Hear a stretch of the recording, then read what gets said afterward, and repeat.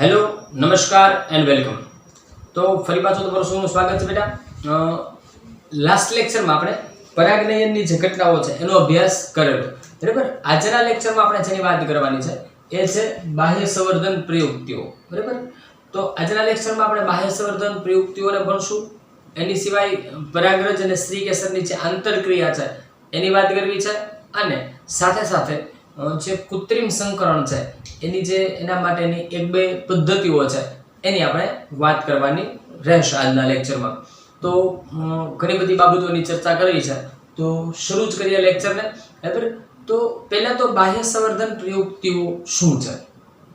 બાહ્ય સંવર્ધન પ્રયુક્તિઓ શું છે? બાહ્ય સંવર્ધન માટે વનસ્પતિ કેવા અનુકૂલનો સાધે છે અને શા માટે જરૂરી છે? તો સૌથી પહેલું સૌથી મોટું જો કોઈ કારણ હોય બાહ્ય સંવર્ધન માટે જે વનસ્પતિઓ અનુકૂલનો સાધે છે એનું સૌથી મોટું કોઈ કારણ હોય બેટા તો એ અંતઃસંવર્ધન દાબ છે। હવે અંતઃસંવર્ધન દાબ એટલે શું? સામાન્ય રીતે આપણે જાણીએ છીએ કે વનસ્પતિઓ જે દ્વિલિંગી પુષ્પો ધરાવે છે કે જેની અંદર નર જનન અને માદા જનન બંને એકમાં જ એક જ પુષ્પમાં આવેલા હોય, એટલે કે સ્ત્રી કેસર અને પુંકેસર બંને એક જ પુષ્પમાં હાજર છે।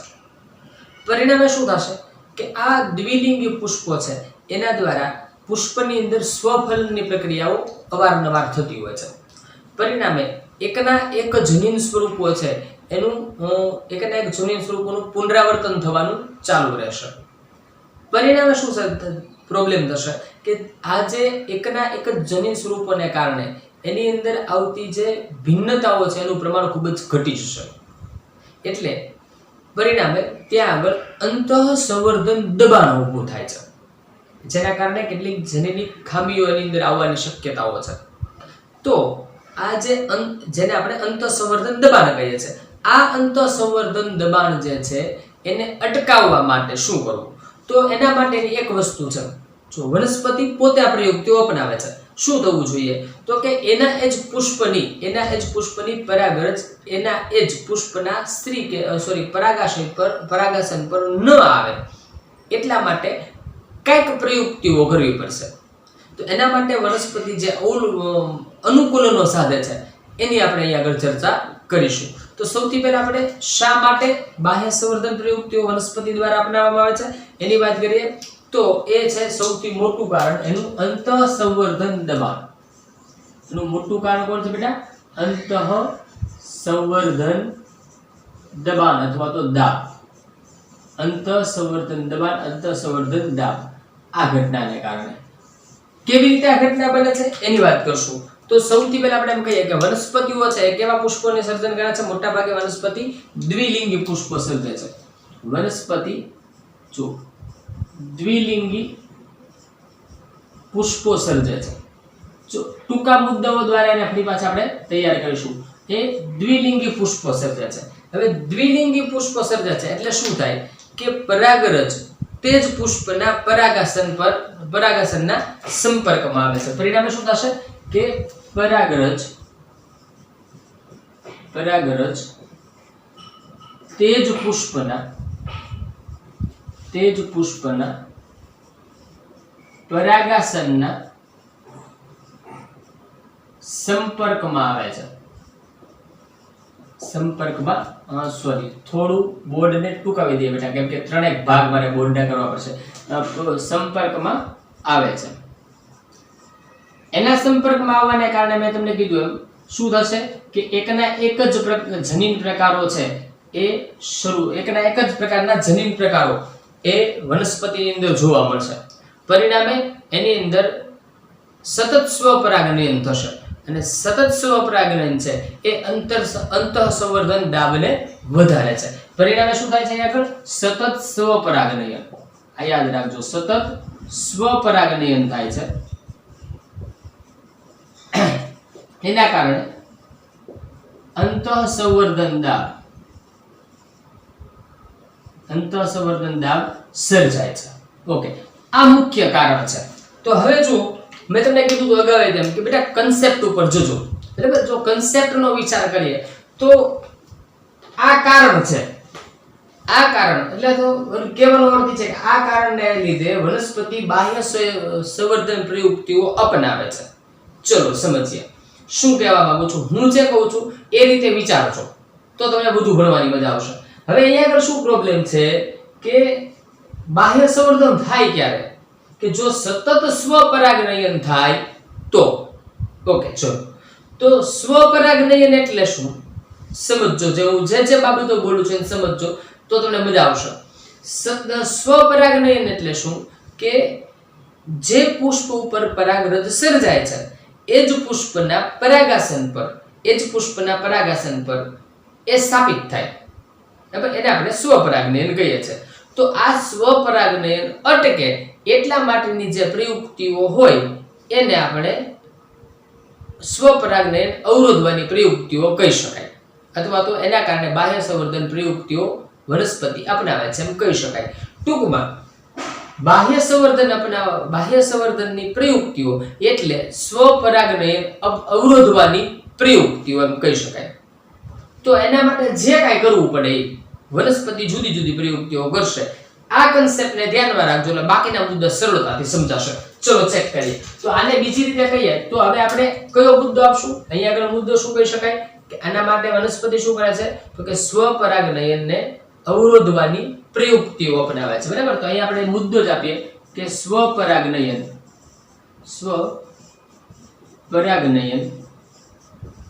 અવરોધવાની પ્રયુક્તિઓ અથવા અટકાવવાની પ્રયુક્તિઓ એમ પણ કહી શકાય. ઓકે ચલો કઈ ઘટનાઓ છે એને આપણે સમજવાનું છે. તો એના માટે શું કરી શકાય? તો નંબર 1 સૌથી પહેલી વાત પૃથક પક્વતા. હવે પૃથક પક્વતા એટલે શું સાથે સાથે આપણે સમજતા જશું. બરાબર તો પહેલો મુદ્દો આપણે એમાં લખીએ પૃથક પક્વતા. એને સમજી લઈએ અને પછી એના મુદ્દાઓને નોંધવાનું કામ કરીશું. ઓકે તો પહેલું અનુકૂલન શું કરી શકે વનસ્પતિ? પૃથક પક્વતા. પૃથક પક્વતા એટલે શું કે આપણા પુષ્પની અંદર ઓલરેડી આપણે થોડી ઘણી આના વિશે વાત કરેલી છે બેટા, યાદ હોય તો. પૃથક પક્વતા એટલે શું? તો પુષ્પની અંદર પરાગાશય અને પરાગાસન બંનેની પરિપક્વતાનો સમયગાળો જુદો જુદો હોય. બરાબર જો એવું થઈ જાય કે બંને જુદા જુદા સમયે પરિપક્વ બને, દાખલા તરીકે એક ઉદાહરણ સાથે વાત કરીએ આપણે કે સમજો કે પરાગાશય છે એ પહેલા પરિપક્વ બની જાય, એમાંથી પરાગરજ મુક્ત થાય, પણ એ સમયે ચલો એક નાનકડી એવી જેવી તેવી આકૃતિ બનાવીને વાત કરીએ. દાખલા તરીકે આ પરાગાસન છે. બરાબર આપણે બહુ લાંબી ને સરસ બહુ મોટી સારી આકૃતિ બનાવવા ત્યાં નથી રહેતો બેટા. આ પરાગાશય છે. બરાબર ચલો આ પરાગાશય પરિપક્વ બની જાય. બરાબર એટલે એમાંથી પરાગરજ મુક્ત થઈ જશે, પરંતુ એ સમયે આપણું આ પરાગાસન જે છે એ પરિપક્વ ન બને, એ ગ્રહણશીલ ન બને. તો ભલે કદાચ અહીંયા આગળ પરાગરજ આવી જાય પણ આ ગ્રહણશીલ બન્યું જ નથી. બરાબર ને પરાગાસન ગ્રહણશીલ બન્યું નથી. તો પરાગરજ ત્યાં બેસે ત્યારબાદ ત્યાં આ પરાગરજનું અંકુરણ થઈ શકે નહીં. એના કરતા ઉલટી વાત કરીએ, માની લો કે એવું બને કે માનો કે આ પરાગાસન જે છે એ પરિપક્વ બની જાય, એ ગ્રહણશીલ બની જાય, પરંતુ એ સમયે આ પરાગાશય છે એ પરાગાશય છે એ પરિપક્વ બનતું નથી. એટલે પરિપક્વ એટલે મીન્સ કે અહીંયા પરાગરજ છે પરિપક્વ બનતી નથી. તો બંનેના સમયમાં ફેરફાર. તો આ પરિસ્થિતિ એવી છે કે એની અંદર એક પરિપક્વ બને ત્યારે બીજું અંગ છે પરિપક્વ નથી અથવા તો પરિપક્વ નથી. તો શું થશે? સ્વપરાગનયન થઈ શકે ખરું? નહીં, સ્વપરાગનયન ન થઈ શકે. તો એટલા માટે પૃથક પક્વતા છે એ સ્વપરાગનયન અવરોધવાની પ્રયુક્તિ તરીકે જોઈ શકાય. મૂળભૂત હેતુ આપણો શું છે? સ્વપરાગનયન ન થવું જોઈએ.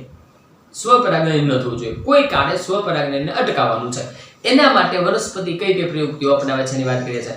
તો સ્વપરાગનયન એટલે પૃથક પક્વતા એટલે શું? તો પરાગરજની મુક્તિ અને પરાગાસનની ગ્રહણ ક્ષમતાનો સમયગાળો જુદો જુદો હોય.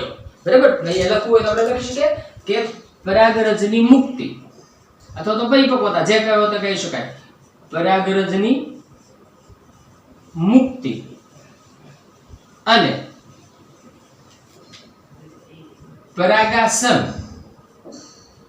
ની ગ્રહણશીલતા અથવા તો ગ્રહણ કરવાની ક્ષમતા, ગ્રહણશીલતાનો સમય જુદો જુદો, એટલે કે એની પરિપક્વતાનો સમય કેવો થઈ ગયો, જુદો જુદો હોય તો એ ઘટનાને શું કહેવાય, પૃથક પક્વતા. એક પરિપક્વ બને ત્યારે બીજું પરિપક્વ ન હોય એને આપણે શું કહીએ કે એની બંનેને અલગ અલગ સમયે પરિપક્વ બને છે, એ પૃથક પક્વતા છે. બરાબર. ઘણી વખત શું થાય છે, પરાગરજ મુક્ત થાય તે પહેલા પરાગાસન ગ્રહણશીલ બની જાય. બીજી ઘટનામાં શું બને તો પરાગાસન ગ્રહણશીલ બન્યું હોય પરંતુ એ સમયે પરાગરજ મુક્ત થતી નથી. ઓકે, બંને મુદ્દા લેખે કઈ રીતે થઈ શકે છે કે ઘણી વખત પરાગરજ મુક્ત થાય, પરાગરજ મુક્ત થાય તે સમયે, પરાગરજ મુક્ત થાય તે સમયે પરાગાસન ગ્રહણશીલ બનતું નથી. અથવા તો બીજી ઘટના શું બને, બીજી ઘટના શું બનશે કે પરાગાસન ગ્રહણશીલ બને, પરાગાસન ગ્રહણશીલ બને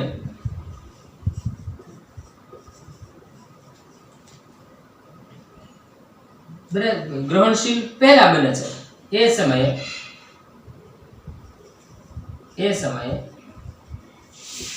પરાગરજ મુક્ત થતી નથી.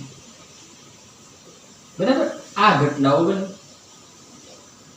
મુક્ત થતી નથી તો પરિણામે શું થશે, ત્યાં આગળ કોઈ પણ સંજોગોમાં સ્વપરાગનયન થઈ શકે નહીં. ક્લિયર થાય છે? સમજો બરાબર. બરાબર. તો આ છે પૃથક પક્વતા. આ જો વનસ્પતિએ અપનાવેલી કેટલીક એવી પ્રયુક્તિઓ છે. બરાબર. એટલે પહેલી વાત કઈ થઈ, પૃથક પક્વતા. ચલો હવે નેક્સ્ટ બીજો મુદ્દો. એક જ મિનિટ બેટા, મારું નેપકિન રહી ગયું છે બહાર. ઓકે ચલો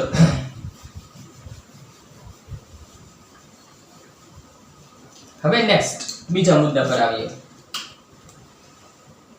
તો એક શક્યતાને જોઈએ આપણે, હવે બીજી શક્યતાની વાત કરશું. બીજી શક્યતા એટલે શું તો કે સ્વ અસંગતતા. બીજી શક્યતાનું નામ શું છે બેટા? સ્વ અસંગતતા. સ્વ અસંગતતા. સ્વ અસંગતતા એટલે શું એની વાત કરીએ. ચલો, સ્વ અસંગતતા એટલે શું? તો સ્વ અસંગતતા એટલે શું? તો પરાગરજ મુક્ત થાય, માની લો દ્વિલિંગી પુષ્પ છે, પરાગરજ મુક્ત થાય, પરાગાસન પર આવે, પરંતુ એ પરાગરજનું કાં તો અંકુરણ ન થાય. માની લો કદાચ અંકુરણ થઈ જાય તો પરાગ નલિકાનો જે વિકાસ થાય છે એ પણ અટકી જાય, પરાગ નલિકાનો વિકાસ અવરોધાય અથવા તો પરાગરજનું અંકુરણ ન થાય. એ ઘટનાને શું કહેવાય? સ્વ અસંગતતા. જો અહીંયા આગળ આપણે એની નોંધ કરીએ તો એમ કહેવાય કે ટૂંકમાં લખવું હોય તો આપણે કહી શકાય કે પરાગરજનું અંકુરણ અને નંબર 2 બીજું કોણ? પરાગ નલિકાનો વિકાસ. પરાગ નલિકાનો વિકાસ. આ બંને ઘટનાઓ અવરોધાય. બરાબર. આ બંને ઘટનાઓ અવરોધાય એને સ્વ અસંગતતા કહેવાય. શું કહેવા માંગુ છું સમજો. માની લો કે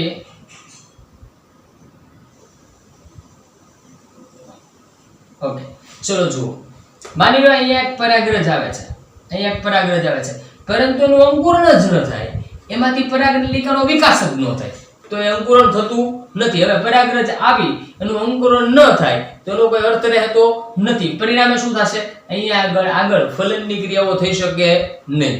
ઓકે. નંબર 2, માની લો કે કદાચ પરાગરજ આવી એનું અંકુરણ પણ થઈ જાય, અહીંયાથી પરાગનલિકાનો વિકાસ પણ થાય, પણ એ પરાગનલિકા પૂરી વિકાસ ન પામે, આટલે અટકી જાય, તો પણ અંકુરણ થઈ ફલનની ક્રિયા થઈ શકતી નથી. તો આ બંને પ્રયુક્તિઓ છે એને શું કહેવાય? સ્વ અસંગતતા. પરિણામે ફલનની ક્રિયા થઈ શકતી નથી. ઓકે, ચલો નેક્સ્ટ પછીની વાત કરીએ.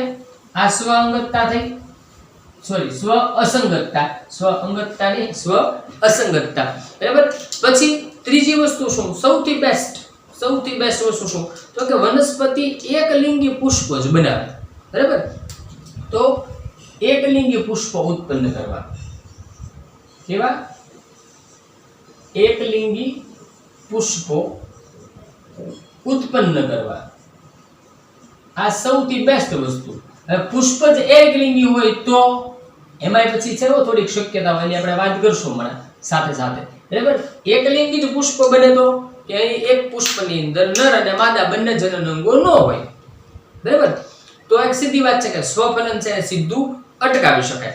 ઓકે, તો એની અંદર પાછું તમને ખબર છે કે વનસ્પતિના બે પ્રકાર, એક સદની અને દ્વિસદની.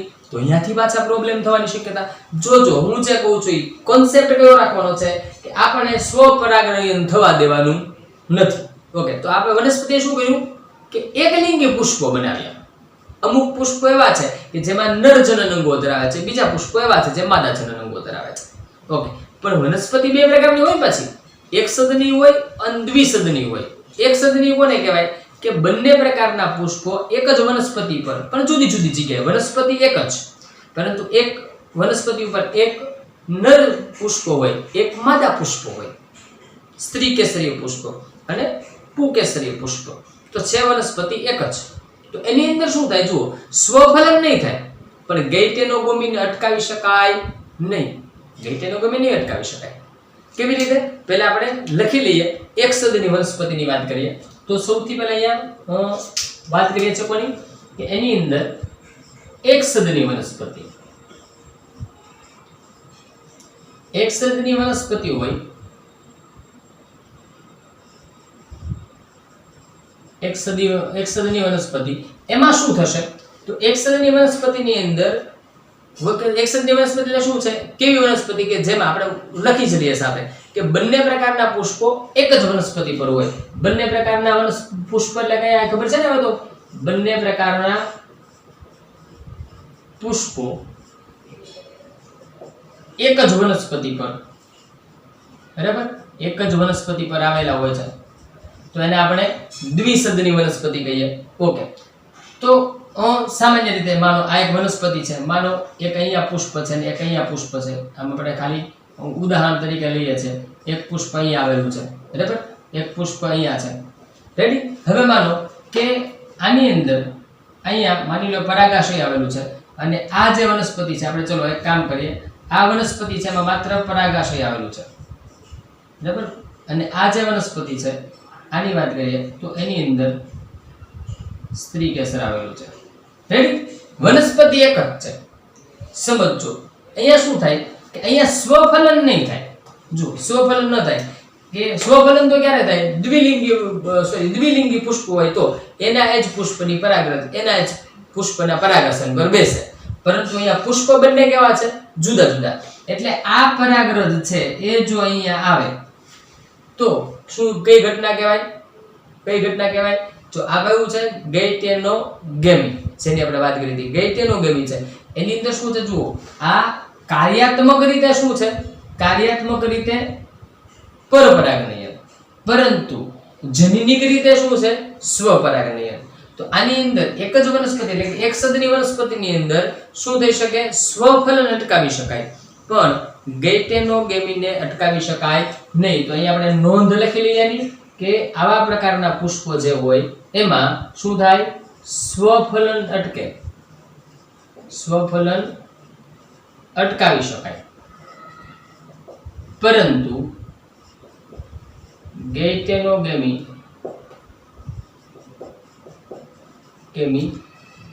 અટકાવી શકાય નહીં, અટકાવી શકાય નહીં. રેડી? ઓકે, તો જુઓ આ વાત શેની થઈ? એક સદની વનસ્પતિની. હજી એક પ્રકાર છે એની અંદર, એ બીજો પ્રકાર કયો છે બેટા? આપણો દ્વિસદની વનસ્પતિ. માની લો કે દ્વિસદની વનસ્પતિ હોય તો શું થાય? માનો કે વનસ્પતિ કેવી છે? દ્વિસદની વનસ્પતિ છે. તો દ્વિસદની વનસ્પતિની અંદર શું હશે? બંને પ્રકારના પુષ્પો છે એ જુદી જુદી વનસ્પતિ પર હશે, અલગ અલગ વનસ્પતિ પર હશે. તો અહીં આપણે એમ કહી શકાય કે બંને પ્રકારના પુષ્પો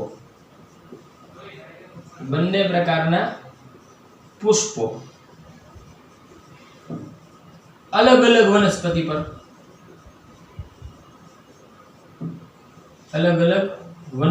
પર છે.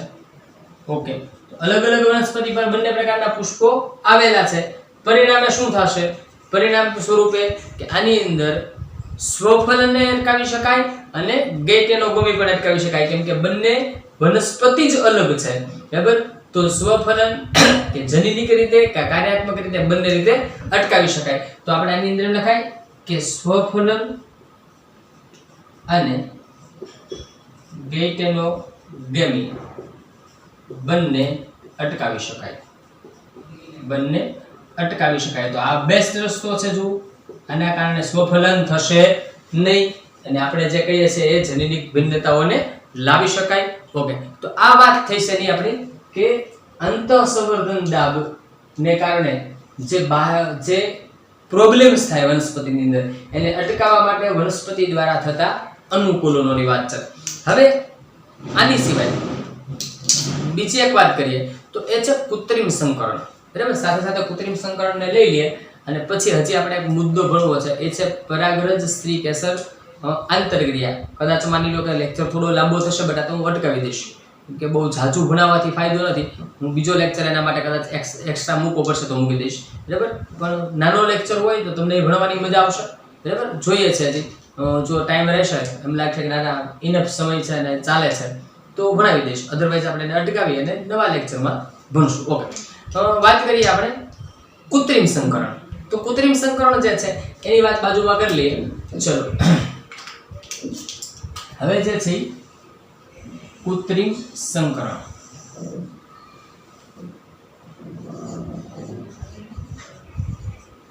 જો કૃત્રિમ સંકરણ જે છે બેટા, કૃત્રિમ સંકરણ જે છે એ પણ સ્વફલનને અટકાવનારી પ્રવૃત્તિઓનો જે ભાગ છે. બરાબર? અને એનો ઉપયોગ વ્યાપારી ધોરણે વનસ્પતિની અંદર જુદા જુદા પ્રકારના કે બહુવિધ લક્ષણોને પ્રાપ્ત કરવા માટે અથવા તો ઈચ્છિત લક્ષણોને પ્રાપ્ત કરવા માટેનો ઉપયોગ થતો હોય છે. બરાબર? તો એની અંદર સૌથી પહેલો જે પોઈન્ટ છે, એના માટે જુદી જુદી વનસ્પતિઓની વચ્ચે પરાગનયનની ઘટના બને એના માટે જે એક પહેલો ઉપાય છે એ છે ઇમેસ્ક્યુલેશન. અને શું કહીએ આપણે? ઇમેસ્ક્યુલેશન, અથવા તો ગુજરાતીમાં એને કહીએ વંધ્યીકરણ. ચલો, એને પહેલો જે પ્રકાર છે એમાં એ છે કોણ છે? વંધ્યીકરણ. એને અંગ્રેજીમાં કહીએ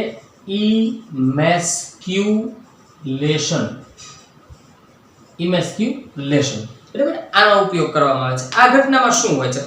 તો આ ઘટનાની અંદર જે દ્વિલિંગી પુષ્પ હોય તો એ દ્વિલિંગી પુષ્પના જે પરાગાશય છે એને ચીપિયા વડે દૂર કરવામાં આવે છે. શું થાય છે? ચલો એક મુદ્દાને લખતા જઈએ એટલે વધુ મજા આવશે. ચલો, તો એની અંદર શું કરવામાં આવે છે? દ્વિલિંગી પુષ્પના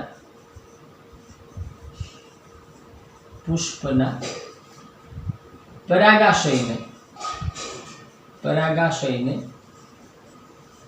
ચીપિયા વડે દૂર કરવામાં આવે છે. અને પાછું ધ્યાન રાખવાનું કે પુષ્પને કોઈ નુકસાન ન થાય એ રીતે એને ખૂબ જ સાવચેતીપૂર્વક દૂર કરવામાં આવે છે. દૂર કર્યા બાદ હવે જુઓ, અહીંયાથી પેલી વાત તો છે પરાગાશય દૂર થઈ ગયું છે એટલે નર જનન અંગ છે એ દૂર થઈ ગયું એટલે પરાગરજ ત્યાં ઉત્પન્ન થવાની નથી. હવે જ્યારે પરાગાસન છે એ પરિપક્વ બને, બરાબર, પછી પરાગાસન જે હોય એના ઉપર કોથળી ચડાવી દેવામાં આવે છે. બરાબર? એની ઉપર મીણિયા કાગળની કોથળી ચડાવવામાં આવે છે. પછી જ્યારે પરાગાસન જે છે એ ગ્રહણશીલ બને ત્યારે ઈચ્છિત પરાગરજનો છંટકાવ એના ઉપર કરવામાં આવે છે અને ઈચ્છિત પરાગરજનો છંટકાવ કરીને ફરી પાછી એને મીણિયા કાગળની કોથળી ચડાવી દેવામાં આવે છે. પરિણામે શું થશે? અન્ય કોઈ પણ પ્રકારની પરાગરજ ત્યાં સુધી જઈ શકે નહીં અને પછી જે પરાગરજ ત્યાં એની વચ્ચે પરાગનયનની ક્રિયા થશે એટલે આપણા ઈચ્છિત લક્ષણોને એ વનસ્પતિની અંદર મેળવી શકાય છે. ઓકે, તો અહીં આગળ પહેલા પરાગાશયને ચીપિયા વડે દૂર કરવામાં આવે છે. દૂર કર્યા બાદ શું કરવાનું છે બેટા? પરાગાશયને દૂર કર્યા બાદ જો પરાગાસન પર અથવા તો પરાગાસન પર મીણિયા કાગળની કોથળી ચડાવવામાં આવે છે. મીણિયો કાગળ બટર પેપર બરાબર ને ચડાવવામાં આવે છે. ઓકે, પછી પરાગાસન ગ્રહણશીલ બને ત્યારે ઈચ્છિત પરાગરજનો છંટકાવ કરવામાં આવે છે અને ત્યારબાદ પાછી મીણિયા કાગળની કોથળી ચડાવવામાં આવે છે, જેથી કરીને અન્ય પરાગરજ ત્યાં ન જાય. બરાબર, પરાગનલિકાનો વિકાસ થઈ જાય એક વખત અને જેવું ફલનની ક્રિયા થઈ જાય પછી કઈ મીણિયા કાગળની જરૂરિયાત રહેતી નથી, પરંતુ આ એક એના બીજી કોઈ પરાગરજ ન આવી જાય એટલા માટે આ પ્રક્રિયા કરવામાં આવતી હોય છે. તો જો અહીંયા આગળ શું કર્યું કે આપણે સમજવું હોય તો આમ સમજી શકાય. દાખલા તરીકે આ પુષ્પ છે, બરાબર, સમજો, માની લો આ એક પુષ્પ છે, બરાબર, આ એનું પુષ્પના જનન અંગોને આપણે દોરી નાખીએ. હવે શું કરવામાં આવશે તો ચીપિયા વડે આ પરાગાશયને દૂર કરી દેવામાં આવશે. બરાબર, એને નુકસાન ન થાય તેને દૂર કરી દેવામાં આવશે. દૂર કર્યા પછી શું તો કે આની ઉપર કોથળી ચડાવી દેવામાં આવે. જો એ પરિપક્વ ન હોય તો, બરાબર, માની લો જેવું પરાગાશય છે પરિપક્વ બને એટલે ઈચ્છિત પરાગરજ છે અને આની ઉપર છંટકાવ કરવામાં આવશે અને ફરી પાછી મીણિયા કાગળની કોથળી ચડાવી દેવામાં આવે. એટલે જે ઈચ્છિત લક્ષણો આપણે મેળવવા માંગીએ છીએ એને મેળવી શકાય છે. ઓકે, ચલો, તો આ વાત થઈ છે ની, આ વાત થઈ કૃત્રિમ સંકરણમાં વંધ્યીકરણ અથવા તો ઇમેસ્ક્યુલેશન. વંધ્યીકરણ શા માટે કહેવામાં આવ્યું કે એમાંથી જો આપણે નર જનન અંગ છે એને દૂર કર્યો છે એટલે પોતાની રીતે જ એના સ્વફલનને અટકાવી શકાય. ટૂંકમાં પોતાની રીતે એનું ફલન થઈ શકતું નથી, સ્વપરાગનયન થઈ શકતું નથી. બીજો જે બાબત છે, બીજો પોઈન્ટ એ છે કોથળી ચડાવવી.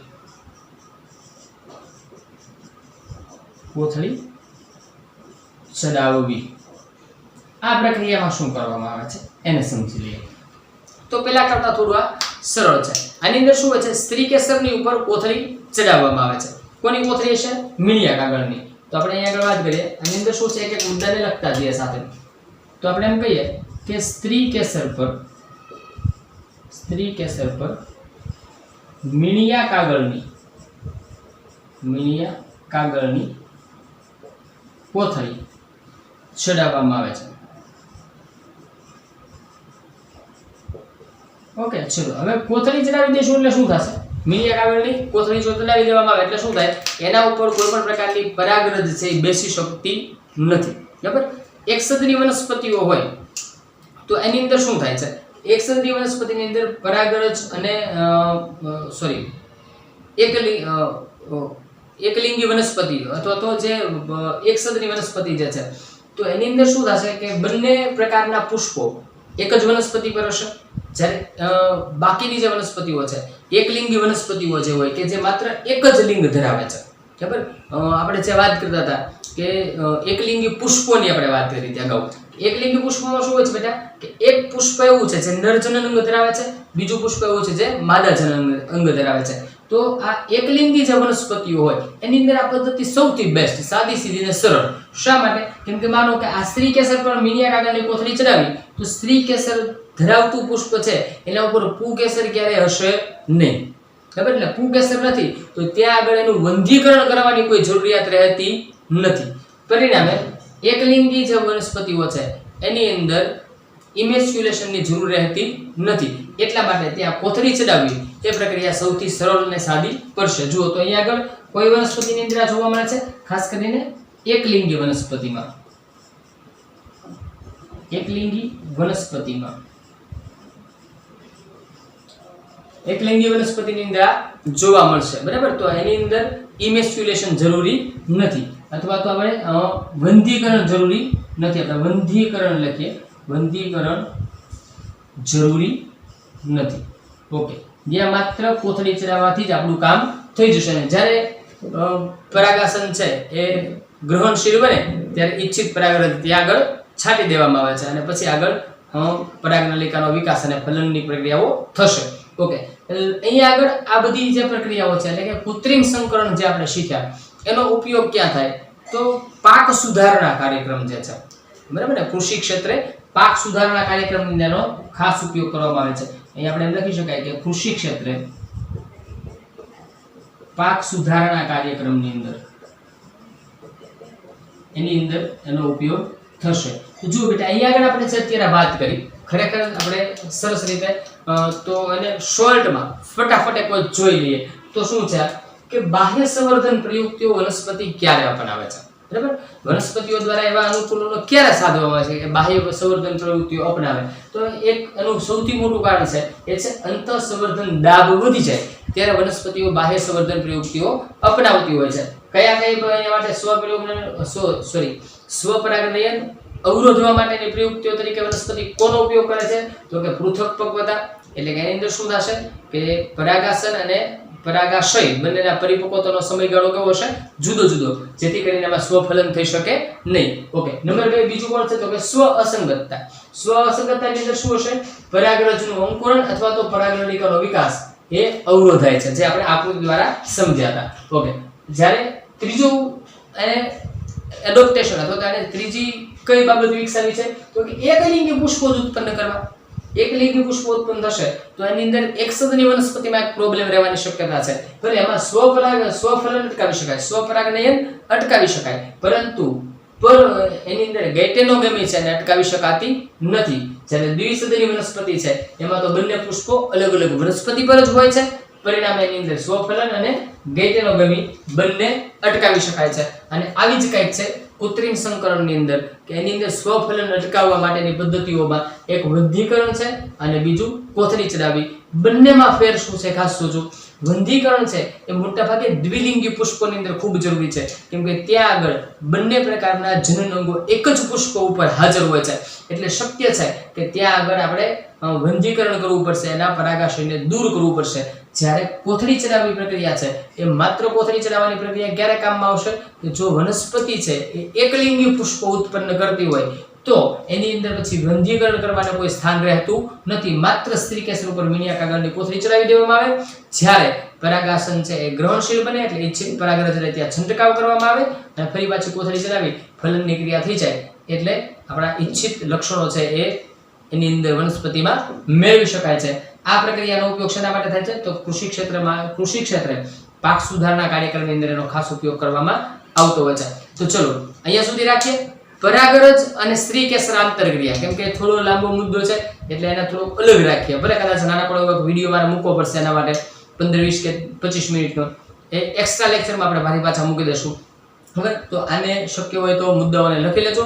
નવા લેક્ચર સાથે પાછા જલ્દી મળશું. ત્યાં સુધી આવજો. Take care of your self. Thank you very much.